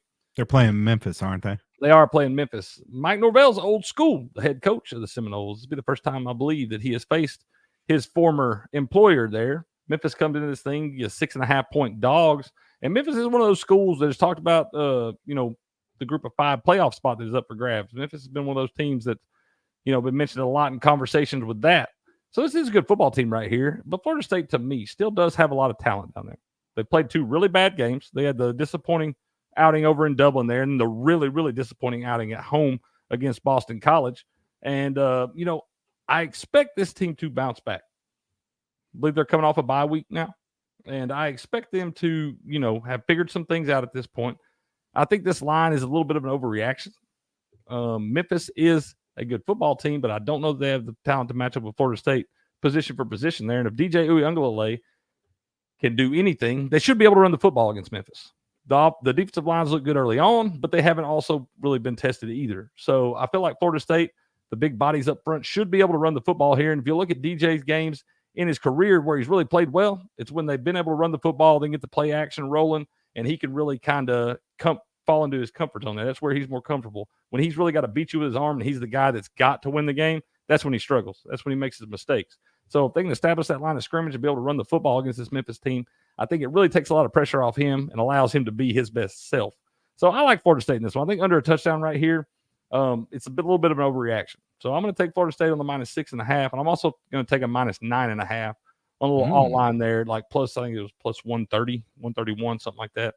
So I do think Florida State does finally show up. They're not going to lose them all this year, though. There is still some talent down there, and Mike Norvell's not a bad head coach, and he should be focused up for this one right here. You don't want to lose to the team, to the school you left. Here's the worst part about their situation as well. You're right. You don't want to lose to that team, especially he's been gone for long enough to where he shouldn't be losing to Memphis. At what point do you stop playing DJU and look at this as a building year for whoever's going to be the next quarterback at Florida State? That's the first part of my question. Second part, is DJU not the, how every year they have like the worst free agent or like the, biggest butt, like he's a bust, right? NIL bust.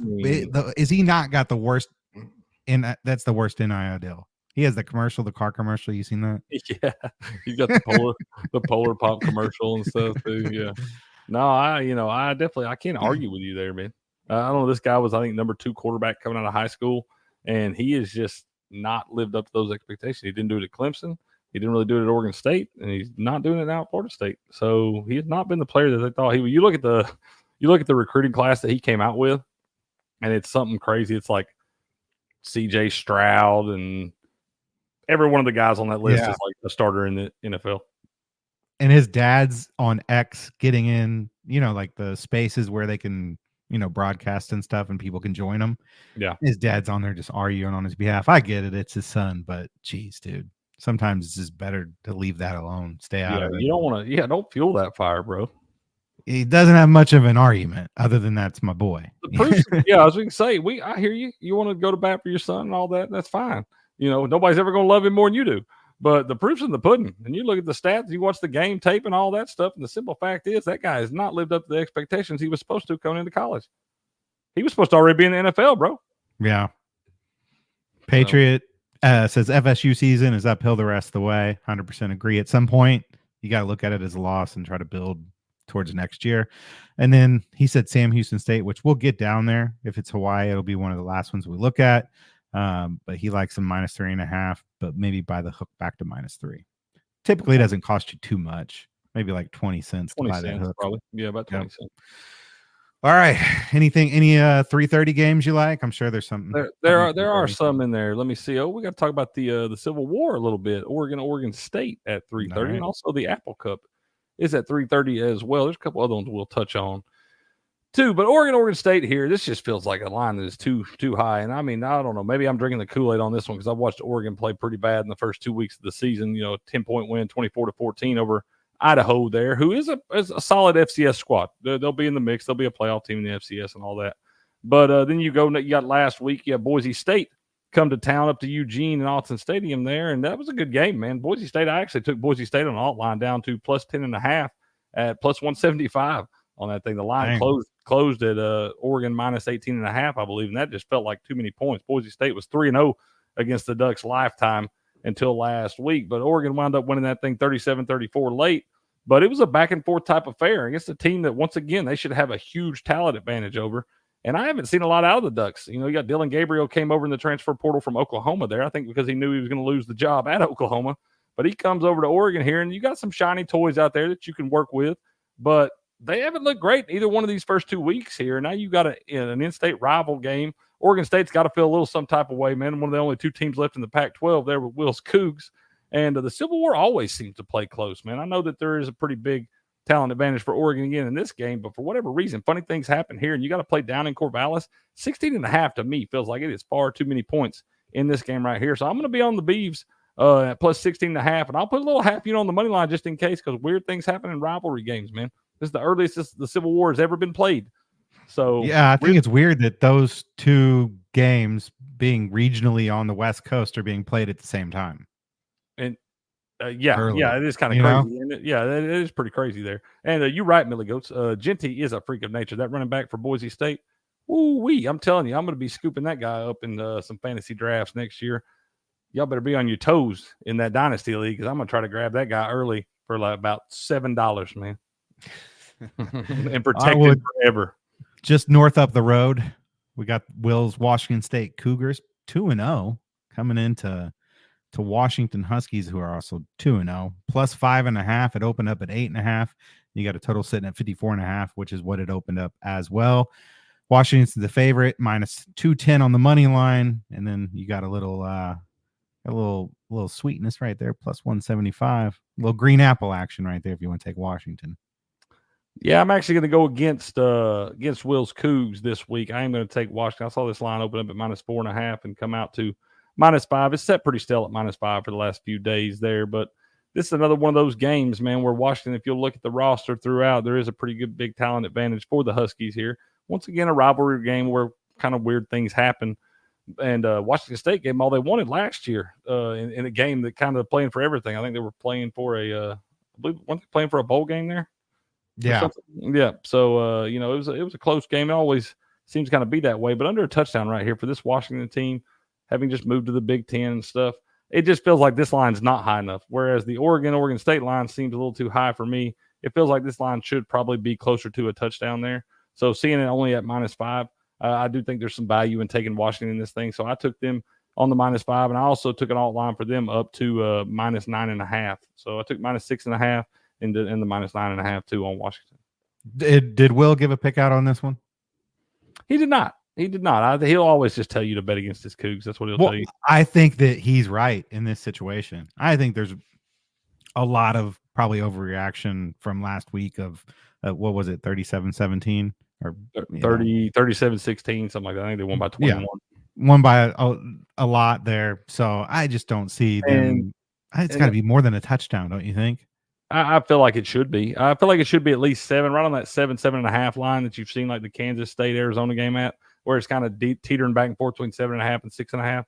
I feel like it should be closer to that. Seeing it down this low, I just think there's some value there. Some people, it could make you feel a little leery about it because you see it a little lower than that, but I do think it's just a little bit of an overreaction from last week where Texas Tech came in and wound up closing as slight favorites in that thing, and then Washington State blew the doors off. But Will tell you it's kind of crazy playing up on the Palouse, and once again, that Texas Tech team I don't think is near as good as people expected them to be. So I do think it's kind of a slight overreaction there, and I think Washington's talent disparity will wind up taking over down the stretch in the game because Washington State doesn't have a lot of depth either. You got anything on this Tulane Oklahoma game? I'm scared to death of that one, man. I don't know what I want to do in that one. I'm gonna wind up just leaving it alone there, seeing it stay under 14, and now it came down a lot. As we say, it's even gone down now to 12.5 for Oklahoma. Tulane did once again play Kansas State very well last week at home there, but it's one of those things where you look, how much energy did you exert in that game? Did you kind of shoot your wad there against Kansas State? Now you got to travel on the road to Oklahoma, who played Houston, and like I said, once again, not a great Houston team there, and they only win that thing 16-12. Needed a safety late in that game to kind of escape. So for me, I just don't really know what I'm going to get out of either one of these teams here. Now you wind up giving a double-digit favor in Oklahoma. I feel like every time I take them in that spot, they wind up screwing me. So I'm going to wind up leaving it alone right here. But seeing the line go down, I'd be scared for Oklahoma bettors, man. A lot of money is probably coming in on Tulane's side, and it's probably sharp money. So, because, the average bettor is probably going to look at Oklahoma here, and that's an automatic bet for them. Tulane, who's Tulane? But Tulane's one of those teams that's kind of hides in the grass there. They're kind of that one of those. Are they considered mid-major? Like, what conference do they play? They're a group of 5 there. I think they're what are they? American Athletic Conference now. But they're like the best of that bunch, right? What are they? AK? What is Tulane? What conference are they in? I think it's either Conference USA or American Athletic Conference. One of those. Hell, if you're not even in the Big 12 at this point, and Well, by they're the not a way, group of four. They're not a group of four. the Pac-12 is most likely going to stick around. Mountain West, some like 4 teams join the. It is. I think they'll still be to be a conference. They're still going to be considered a group of 5 conference, though. They won't ever be a power conference again because all the schools that are joining are a group of 5 schools. Yeah. So you can't Whoever have left for the ACC. That was they probably should have stayed. Go Cal and Stanford. Yeah, makes a lot of sense, right? Cal and Stanford in the Atlantic Coast Conference. You kidding me? Speaking of AK, well, hold on. I want to talk about Florida. I want to talk about Florida and Texas A&M before we get too far down that list there, because this game is kind of interesting, man. You got the line sitting at Florida +4 right here. Both these teams could be playing widely inexperienced quarterbacks in this thing. I think Connor Wigman, who injured his shoulder against Notre Dame in week 1 for A&M there, re-aggravated that thing at practice this week. So it looks like you might see some a couple combinations of the backups there from Texas A&M. I'm not sure who they're going to go with just yet. A couple guys did get some time last week against McNeese State in that blowout there. But you got Florida with Graham Mertz, who's not looked very good early on. And Texas A&M has lost 10 straight true road games. Longest streak in program history. Yeah, you're right, because LSU last year and Oklahoma State last year, they lost both of those to end the year. Yeah, and I just, it feels like a tough spot for A&M to go to the Swamp. You look at a team like A&M that's not played well in the true road games the last couple of years, but you look at a team like Florida that has not done well in big games at home, a la the Miami game from earlier this year. I mean, they got drubbed in that thing. You look at all the big-time home games for Florida, I mean, outside of the damn Tennessee game last year. They lost to Florida State the last game of the season last year, 24-15. And so Florida's this is another game. I'm going to stay away from this game, but I just want to give you all a few of those little tidbits that don't be expecting quarterbacks that you've seen for Florida, or maybe even expect for Florida or A&M here, because it looks like it's going to be a battle of some backups, some younger guys that haven't got a lot of experience yet. And for me, I always like to stay away from those games because you never know what you're going to get. Some of those guys come out and find lightning in a bottle and just go off and have the game of their lives literally for their first collegiate game. I've seen that I don't know how many times, man. So I think that I would be very careful betting either way on that Florida-Texas A&M game this week, because it is kind of scary. Because you're probably going to see, like I said, instead of Graham Mertz, you're going to see DJ Lagway, who is a stud. He's a freshman, but 6'3", 239, a big guy out of Texas. He's a player, man. That guy is a football player. Huh? Why don't they let him play? I think that it's getting more and more. Yeah. I think it's getting closer to that. Billy Napier understands he got to do something to excite that fan base, because that seat is warmed up real quick down there in game. Not that it wasn't already warm coming into the season, but I think they had some expectations in his third year now that he should have all his systems implemented, all his coaching staff, all the guys that he wants on his roster. He should be able to compete, and I think they expected him to at least compete in that game against Miami. And they were only just under a field goal dog in that thing, and they got blown out 41-17. Never were really in the game, got smacked in the mouth. So I think it's that point where you realize Graham Mertz, he's an older guy. He seems like he's been around forever too, coming down from Wisconsin before last season. But DJ Lagway is a highly touted recruit coming in, and he's a guy that can excite this fan base. And I think you're going to see him sooner than later on Saturday. Now, I don't like Mertz. I made that clear week 1 when we talked about Florida. My just thing is, like, there's some quarterbacks. I mean, he'd be good on a team that had a defense. He's a game manager, in my opinion. Yep. If you even want to say that, he turns the ball over a lot, but that's usually whenever he's forced to try to win the game. So I don't know. We'll see. Yep. No, I feel you, man. I would be very careful betting on that game this weekend, because I think there's a lot of question marks there, but I will be watching it with some intrigue. You watch everything. You were just talking to me earlier about a game that I didn't even have on my radar last week. I think it was it Tulane? Who'd they play last week? Kansas State. So you watched that game? I watched some of them, and I watched a little bit of all of them. You can't, obviously, there's only so much time in the day, but I definitely try to get a little bit in there on all of them, and especially toward the end when they're close, all that stuff. I got to watch all of them, man. I got to know a little bit about all of them. That's where you get a lot of your intuition from. You got to see some on-field product. Wow. You also have to have ESPN and ABC and all that stuff, which I don't have. You need YouTube TV, man. YouTube TV is where it's at. The sun's got to change. YouTube TV is where it's at.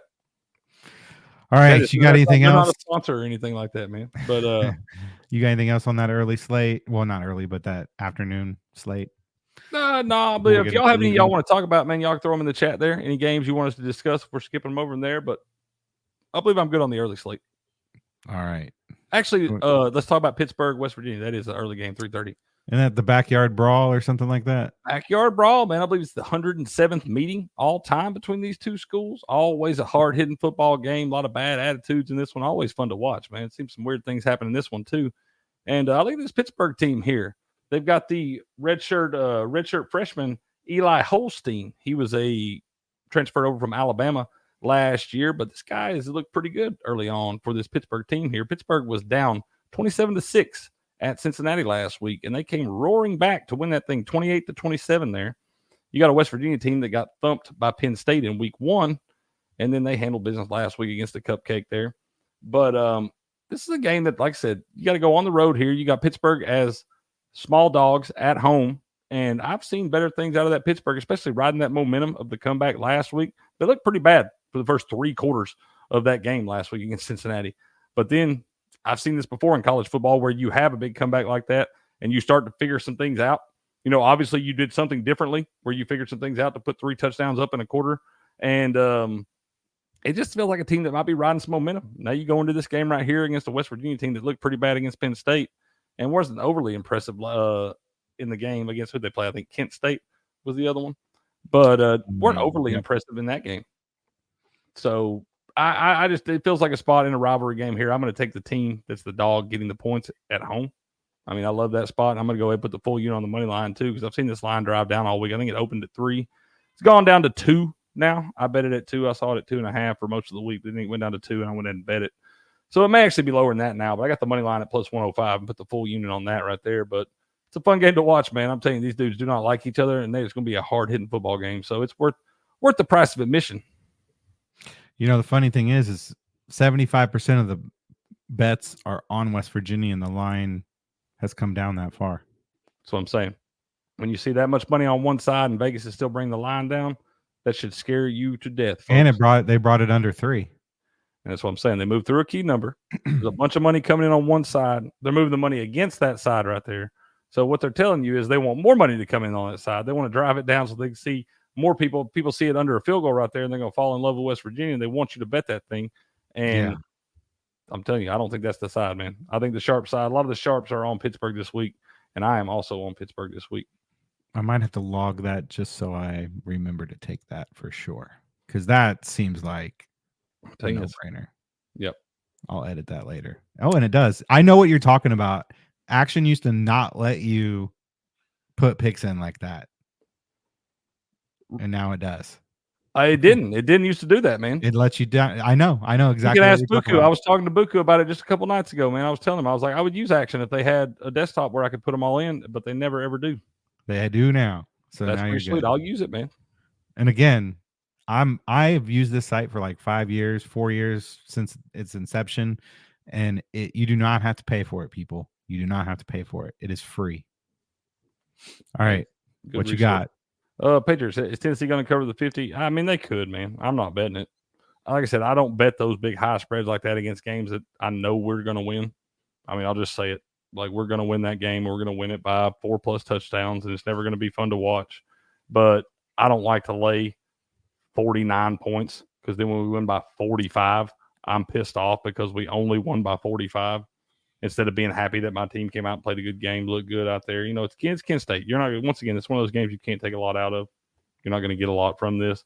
Probably going to be, you might see Nico for the first half, and he's probably going to be sitting down by midway through the third quarter. So I don't know if you want to gamble that and bet the 50 or lay the 50 or 49, whatever it is. It could totally, I mean, hell, beat UTC 69-7. Bet the money line, Patriot. They don't even have one. They're not even offering it on DraftKings. They're not even offering it. You'd have to lay like minus 30,000. I don't think I've ever even seen that. Well, I pulled the game up. Patriot, I want to talk about Sam Houston State. Got Hawaii coming in, but our lines moved here. It's now at 4, at some places 4.5, and he wanted us to take it and buy it down to 3. So if he wanted us to get back down to 3, I'm not sure we like it here at 4.5. He'll have to let us know in the chat. But you don't have anything on either. I mean, Sam Houston State was one of the worst football teams. Let's see if any of the experts are on this game. It looks like we got one. This one guy is pretty reputable here, Colin Wilson. He's their, well, he's 30 and 34, so not great. But then we've got, he's on Hawaii, so maybe you fade him on Hawaii. But yeah, I ain't got nothing on that one. Yeah, I don't either, man. The line's moving the right way for you, Patriot. If you like Sam Houston State, if it's moving down to 4 there, shouldn't scare you any. I don't even think you got to worry about buying the hook. Then even if it moves back down to 3.5, I believe I'd be fine with just leaving it alone and taking Sam Houston State just based off the line movement. But I don't have an overwhelming opinion on either one of those teams. You probably don't have an opinion on this one either. Who is that? Kennesaw State, San Jose State. What's the granny effect, man? Just take San Jose State. I live in Kennesaw. Well, Will's granny is an alumni of San Jose State. Dang, so this kind of a rivalry game here. We bet the granny effect, man. I'm not betting against granny. Minus 18. I'm not betting against granny, man. All right. You got any Vanderbilt, Georgia State, Western Kentucky, Middle Tennessee? Vanderbilt, Georgia State. What is that line at now? I remember we were talking about that. That's at 9.5. I would be careful with that one. I think a lot of people are going to want to take Vanderbilt. Georgia State's bad, man. Vanderbilt's. I know they've played well. They've outperformed expectations. But if I got a recommendation for that game, the sharp side is to stay the hell away from Vanderbilt and Georgia State. Vanderbilt did put up 55. Now, albeit it's against Alcorn State, but that's still a lot of points for Vanderbilt to put up. Georgia State barely beat. It looks like what Chattanooga got blown out by Georgia Tech. That's UTC. Yeah. Well, I mean, that's kind of like that was our bowl. We should have, you're Saudi Daisy. Georgia State's right up the street for me. Yeah. We played the hometown mocks. My balls played the hometown mocks in week 1. It was ugly for UTC in that one. Oh, I'm sure. All right, what else we got in the early evening games? What's like the ABC game of the week? Probably you're gonna see. I know Georgia and Kentucky's at 7:30. You got Colorado and Colorado State. I'm on Colorado State in that one. The line's moved out a half point to plus 7.5. But once again, I'm not overly impressed with what I've seen out of Colorado early on. Now you have a rivalry game where you go on the road. Colorado State gave them all they wanted last year in this thing. So once again, early in the season rivalry game here, but I did not see a lot out of Colorado. They got pretty banged up in that game against Nebraska there. So I don't know how healthy they are. They already didn't have a whole lot of depth there. Now you add the rivalry factory in there and you're going to give me a touchdown or more. So I'm taking Colorado State plus. I took them plus 7. It's up to plus 7.5 right now. So you get a little better number, but you got to lay a little more juice. But I also put the half unit on them, the money line at plus 235. No. Yeah, because I think Colorado, if they lose this game, I don't know. I'm not saying Deion's on the hot seat. I think Deion may quit. I think they're playing. Well, Uncle Bob said it a couple weeks ago that it feels like they're playing for Shadir Sanders, Shiloh Sanders, and Travis Hunter's draft stock. He's trying to get all those guys drafted, and I wouldn't be surprised that once they're gone, that Coach Prime moves on to greener pastures, man. If Lincoln Riley can't figure it out down in USC, you might want, or Mike Norvell down at Florida State, man. Coach Prime's a Florida State alum. I'm sure he would love to get back to Tallahassee and take over that program. You got a lot more to work with in Tallahassee than you do in Boulder, Colorado. Yeah, but he brought in a lot of top-notch guys. I understand. He did that at Boulder, at the University of Colorado. What do you think he could do at Florida State? True. I'm just saying. He made Colorado cool. He made Colorado cool. So, yeah, what can Coach Prime do at Florida State? And Mike Norvell, that seat warming back up, man. It cooled down after last year, but it's warming back up now. Patriot said something about Duke. I don't know if he's talking about Duke versus UConn or Duke Mayo. We know he likes to talk. No, he's talking about. We got some blue blood basketball teams in matchups in football this week. You got UConn and Duke, and then Indiana travels out to UCLA. So, got a couple of blue blood basketball schools facing off on the gridiron this week. I don't have an opinion on this one. I know UConn's usually pretty terrible in football, but Duke had to replace a lot, including most of the coaching staff there and a starting quarterback. So a lot of holes in that Duke. I don't know much about the identity of that team early on just yet either. They got a gritty win over Northwestern on the road, 26-20. Looks like they beat Elon at home 26-3. And on the flip side, UConn, MC, I don't know who that is, but they beat them 63-17. And then I'm assuming, is that Maryland? Maryland drummed them. UMD. Yeah, Maryland drubbed them. 50-7. That Duke game up at Northwestern was a crazy game, and that wind was whipping through there up around Chicago. They had like kicking field goals, man. I think the kicker actually like missed a 30-something yard field goal because the wind was so crazy, but he made like a 27-yarder to tie it up and get it to OT there. Is this true? Man, it was not made from bull's milk. I have no idea. I don't eat that nasty shit, man. It's made from eggs and like oil. Okay. And it's not nasty, Cricket. It's a enhancement. Okay. Makes things better. I don't mess with that stuff, man. I don't. But yeah, I'm on Colorado State in that one. Give me over a touchdown in a rivalry game. I'll take that, man. Georgia, Kentucky face off 7:30 up in Lexington. You got Kentucky got drubbed at home by South Carolina last week. Georgia had a no test to beat Tennessee Tech, I think 48-3 there after pummeling Clemson. In week one, Georgia is the big red machine still. And I'm going to wind up staying away from this game. Uncle Bob likes Kentucky. A lot of people on Kentucky. I've seen the line come down from 24 all the way down to plus 22 in favor of Kentucky now. So for me, it just feels a little weird there. I think a lot of the metrics are looking at it being around, 30, probably 31, 13, something like that.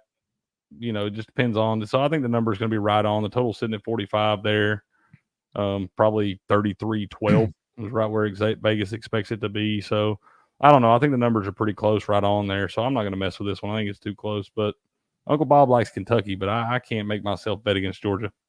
If I was going to bet Kentucky, I'd take first half plus 13 because we know how Georgia plays in the first half. Georgia does have those slow starts, it seems, man. Now you're on the road. Only thing I would like Kentucky better if it was a noon game. The fact that it's 7:30, Georgia's got all day to wake up, get in rhythm and routine and all that stuff. Usually when you see them start slow, it tends to be in those earlier games where they seem to have a little harder time waking up. So if it was at noon, I think I would like Kentucky with a plus 22. But at 7:30, I'm not the biggest fan.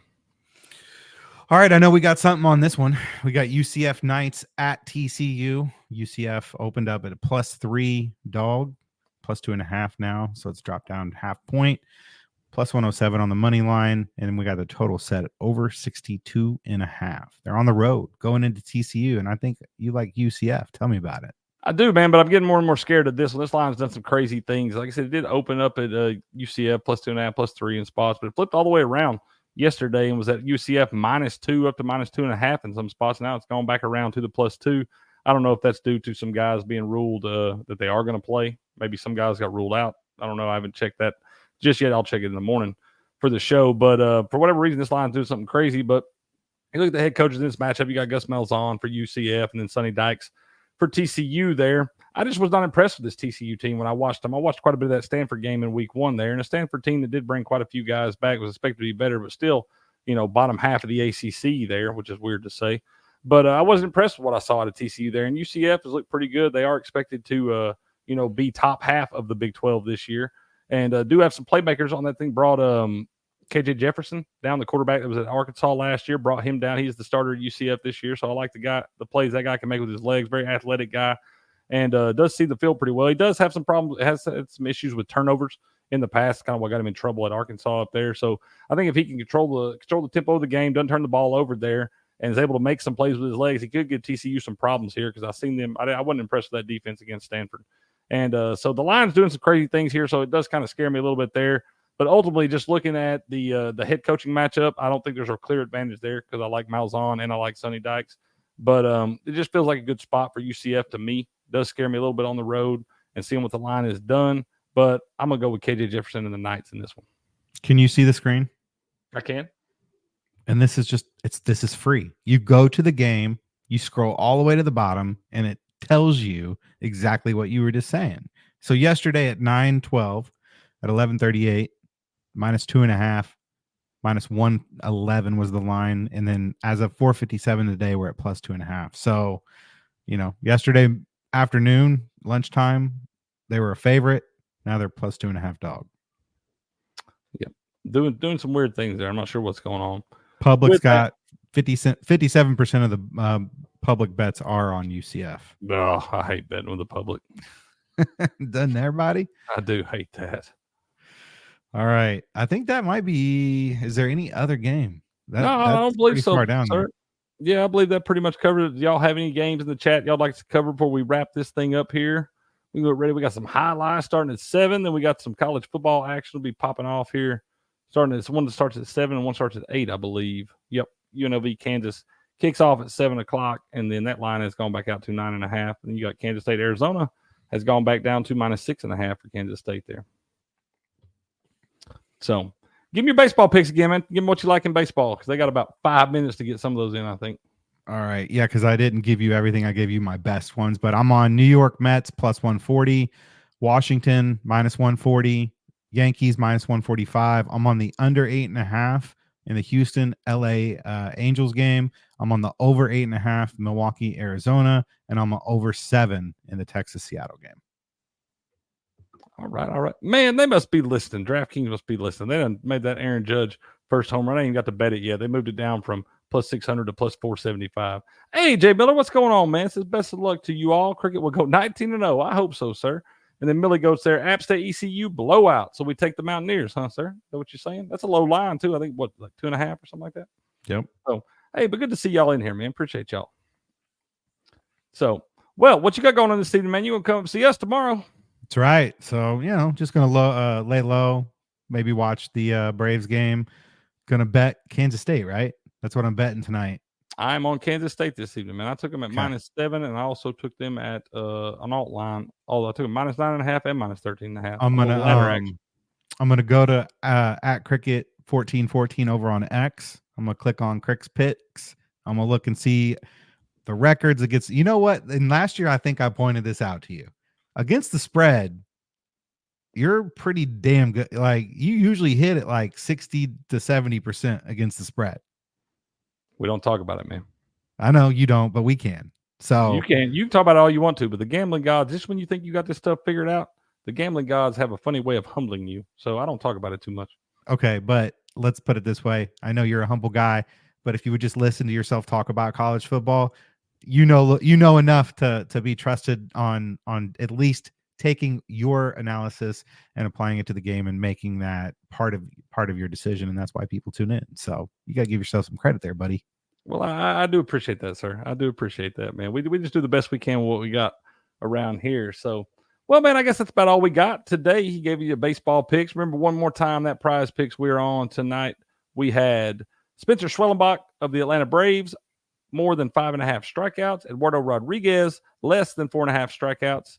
And Luis Ortiz, less than 5.5 hits allowed. Little 6-1 on your money in that thing. Y'all can go find Crick's picks like Step said over at Cricket1414. Cricket is spelled with 2 T's.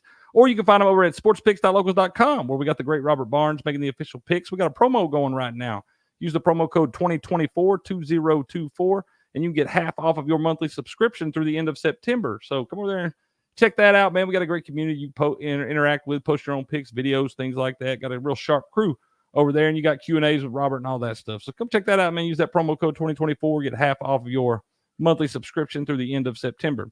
Well, Steps, I guess we'll see you tomorrow evening, man. You won't be in here with us in the morning, right? You got to work. Nope. So I'll see you tomorrow night.